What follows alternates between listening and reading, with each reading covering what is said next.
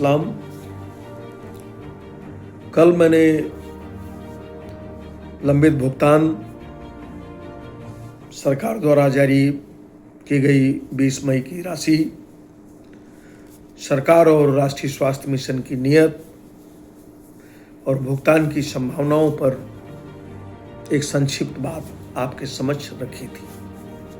आज उसी क्रम में कुछ अन्य बिंदुओं पर मैं आपके साथ बात करना चाहता हूं। उत्तर प्रदेश आशा वर्कर्स यूनियन अपने स्थापना काल से आज तक बिना थके, बिना रुके एक निरंतर संघर्ष में है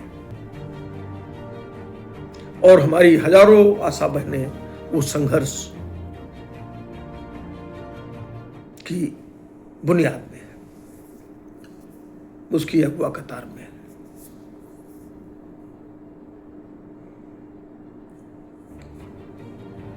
उत्तर प्रदेश आशा वर्कर्स यूनियन ने 45वें 46वें सम्मेलन की सिफारिशों के अनुरूप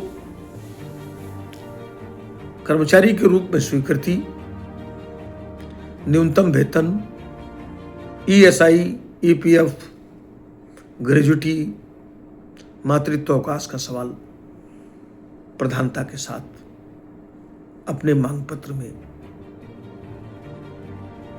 रखा। आशा वर्कर्स यूनियन ने प्रदेश भर में आशा वर्कर्स के प्रोत्साहन राशियों में किए जाने वाले भारी हेरफेर को रोकने के सवाल को मजबूती के साथ उठाया और वर्ष 2019 से लेकर के वर्ष 23 तक की एक भारी भरकम हिमालय जैसी राशि की लूट को उजागर करते हुए उसका आकलन कर उसके भुगतान का भी सवाल प्रधानता के साथ अपने मांग पत्र में रखा।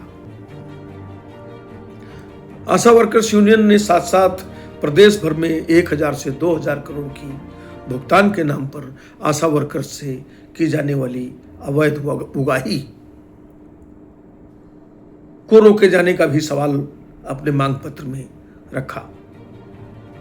सम्मान के सवाल को भी प्रधानता के साथ अपने मांग पत्र का हिस्सा बनाया और पूरे प्रदेश के अंदर हर जिले में सेक्सुअल हैरेसमेंट के खिलाफ कमेटियां बनाने की मांग को प्रमुखता से उठाया। पूरे प्रदेश में उत्पीड़न की जहां भी घटनाएं हुई, सब जगह आशा वर्कर्स यूनियन मौजूद मिली। चाहे वो चंदौली में हुई यौन हिंसा की घटना हो या हमीरपुर में एक आशा वर्कर्स को अपमानित करने का मसला हो या बाराबंकी में, बदायूं में आशा वर्कर्स को अपहरित कर उनके साथ बलात्कार और उनकी हत्या कर दिए जाने का सवाल हो, या उसके पहले वर्ष 2021 में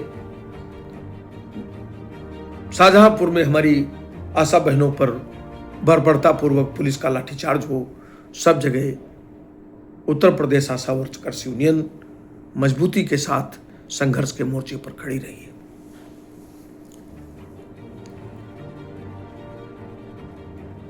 तमाम उतार चढ़ावों के बीच सरकारों ने और राष्ट्रीय स्वास्थ्य मिशन ने और स्थानीय प्रशासन ने उत्तर प्रदेश आशा वर्कर्स यूनियन की बढ़त को रोकने के लिए डर, भय, लालच, सारे दांव और हथकंडे प्रयोग किए।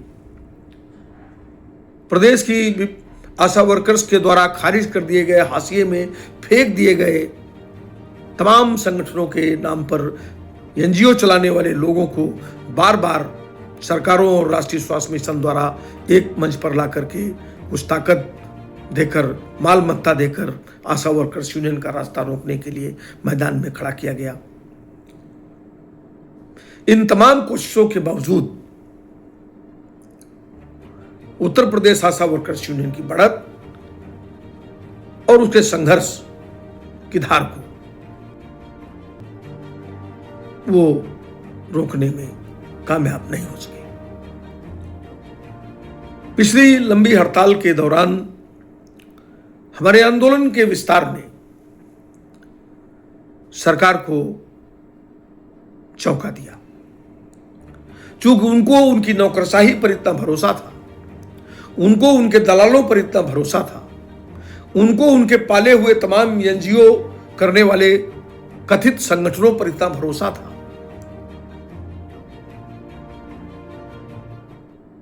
कि वे इस आंदोलन को 2 दिन 4 दिन सप्ताह भर में खत्म कर देंगे। किंतु 55 दिन तक जिस दृढ़ता के साथ प्रदेश के एक बहुत बड़े हिस्से में आशा वर्कर्स आंदोलन के केंद्र में डटी रहीं, वो निश्चित तौर से किसी भी सरकार के लिए चिंता का विषय हो सकता है। सरकार ने एक कदम पीछे हट करके समझौते का एक दौर चलाया। हम लोगों को भी खूब इस बात को समझना चाहिए कि ये दांव पेच किसी भी सरकार और आंदोलन के बीच में चलते रहते हैं। समझौता, एक दूसरे के विरुद्ध संघर्ष की तैयारियां, सरकारें हमेशा आंदोलनों को कमजोर करने, उनमें फूट डालने, उनको तोड़ने, संगठनों में बिखराव पैदा करने, उनके खिलाफ तमाम तरह के मोर्चे सामने ला करके उनके जरिए आंदोलनों में भटकाव पैदा करने, इस तरह की कोशिशें सरकारें करती ही रहती हैं। और फिर जहां लाखों करोड़ रुपए डकारे बैठे हो लोग, हजारों करोड़ की वसूली का मसला हो, नियम कानून ताक पर रखे हो, एक जंगल राज कायम हो और उस जंगल राज के बीच गुलामों जैसे व्यवहार के साथ लाखों लोगों के जीवन के साथ खिलवाड़ हो रहा हो, वहां उनके सम्मान का सवाल, उनके जिंदा रहने का सवाल,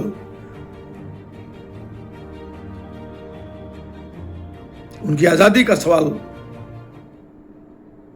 उनके खुशहाल परिवारों का सवाल,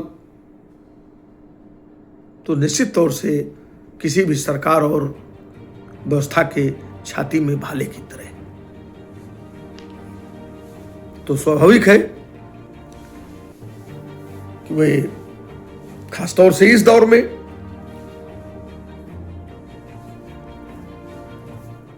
तो काफी मुश्किल मामला है।